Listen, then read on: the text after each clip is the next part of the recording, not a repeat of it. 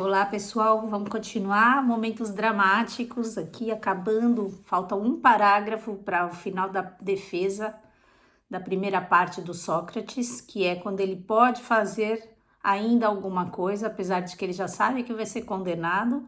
Na sequência ele entra na segunda parte da defesa, quando ele já foi condenado e ele ainda pode negociar a pena. E aí na terceira parte é a parte onde ele realmente já está condenado à morte e vai falar. Então, o que acontece aqui? Ele acabou de dizer para o público, para os juízes, dizendo: olha, se vocês estavam esperando aqui que eu viesse aqui, ó, pobre de mim, eu tenho 3 filhos, um já adolescente, me fizesse de coitado para que vocês tenham pena de mim. Não, eu não vou fazer isso de jeito nenhum, porque eu sou um ateniense. Os atenienses são homens honrados, homens de coragem, e se eu fizesse isso, aí sim eu deveria ser condenado, como qualquer outro que faça isso, porque é conveniente fazer isso para deixar vocês sensibilizados. Você vê que Sócrates, em momento algum, ele quer negociar aquilo que é justo, o que é correto e o que é da honra. Vamos continuar? Vamos continuar, vamos lá. Independentemente da honra, atenienses, também não me parece que seja justo rogar ao juiz e fazer-se alguém absorver pelas suas súplicas. É sim necessário esclarecê-lo e convencê-lo, porque o juiz não ocupa o seu lugar no tribunal para fazer da justiça um favor, mas para decidir o que é justo. Ele não jurou para dar favores a quem lhe parece bem, mas para julgar de acordo com as leis. Por conseguinte, não vos devemos habituar ao perjúrio, como nem vós deveis criar este hábito, pois que uns e outros ofenderíamos os deuses. Não espereis de mim, então, ó atenienses, que recorra na vossa presença a práticas que não julgo nem honestas, nem justas, nem piedosas, sobretudo por Zeus, quando sou acusado de impiedade por Meleto aqui presente.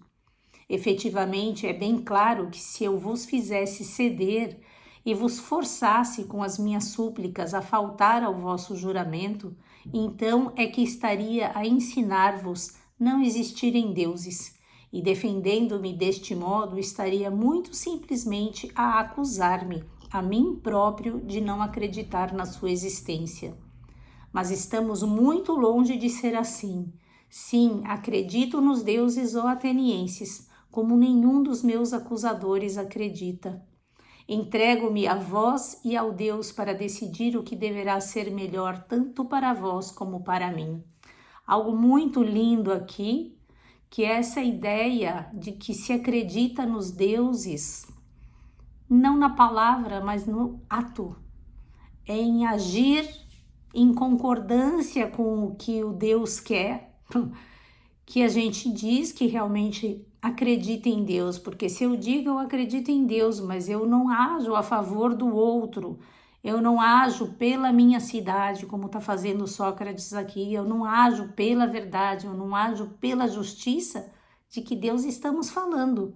Só se esse Deus for outro, que é o Deus do dinheiro, por exemplo, aqui dos sofistas, que faziam as coisas pelo dinheiro. Vamos entrar então na segunda parte, que ele já condenado, que ele teria a possibilidade de negociar a sentença. Segunda parte. Após a sentença de condenação, convidado a fixar a sua pena, Sócrates pede para ser alimentado no Pritaneu.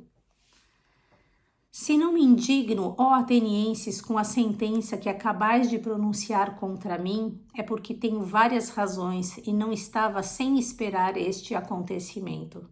O que muito mais me surpreende é o número de votos a favor e contra. Não imaginava que a distância fosse tão reduzida. Esperava ser condenado por uma maioria muito mais considerável, pois um desvio de 30 votos, se faço bem as contas, seria bastante para me conseguir a absolvição.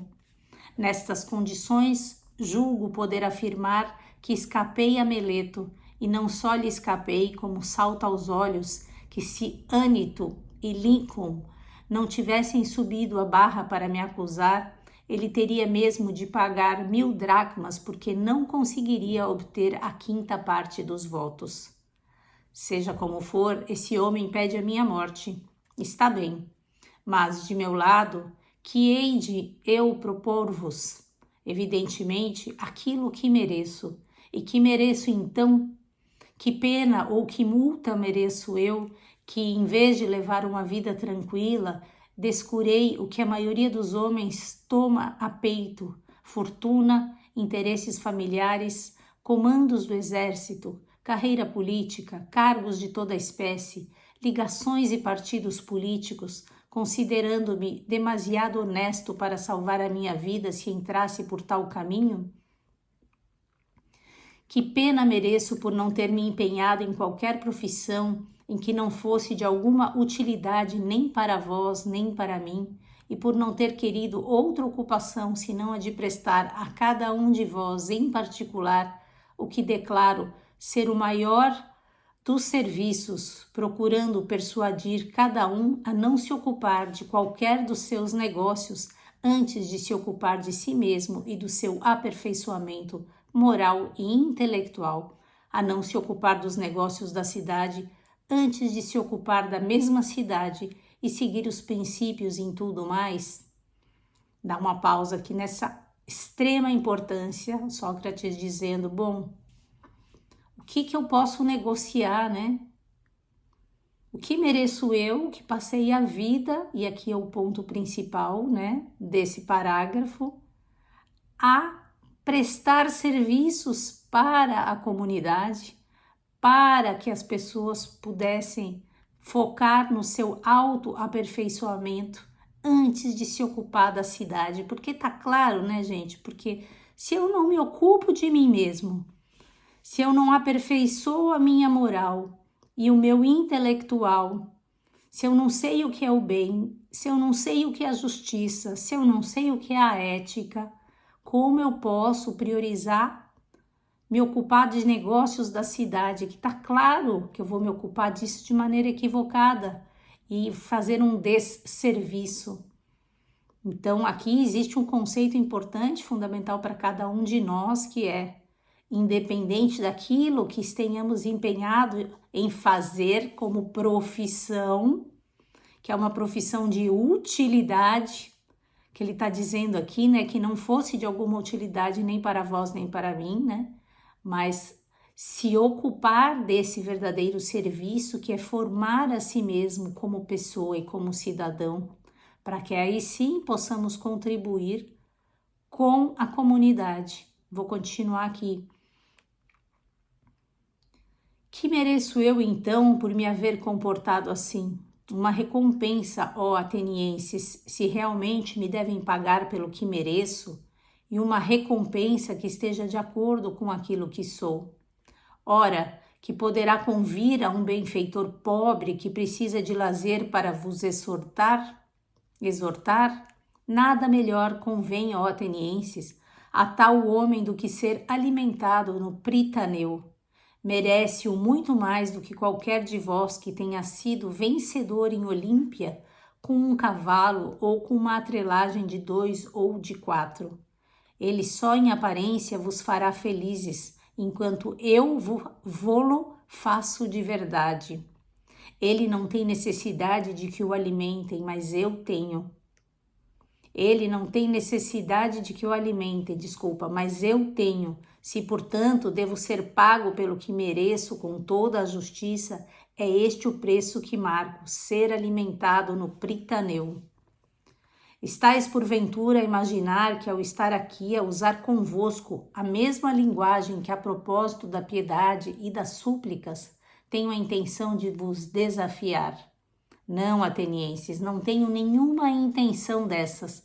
O que se passa é isto. Eu estou convencido de que não faço mal a ninguém voluntariamente, mas vós recusai-vos a acreditar em mim. O tempo foi demasiado pouco para nos explicarmos.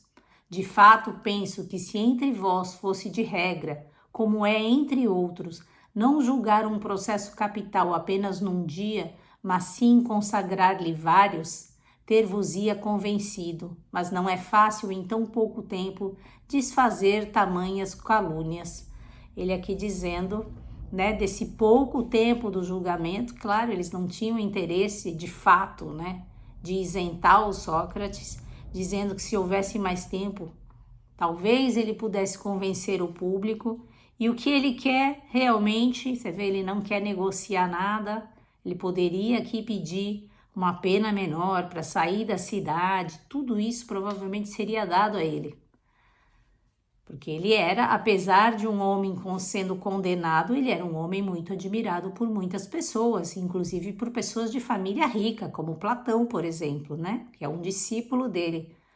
Mas você vê que ele não quer isso, então ele está pedindo para ser alimentado num local importante, que é o Pritaneu, e só. Não tem negociação com a verdade, com a justiça. É aquilo, eu mereço e é isso, né? Se vocês julgaram que isso é a justiça, não sou eu que vou também dizer que não. Vamos continuar amanhã mais um pouquinho. Beijos para vocês e até amanhã. Bye, bye.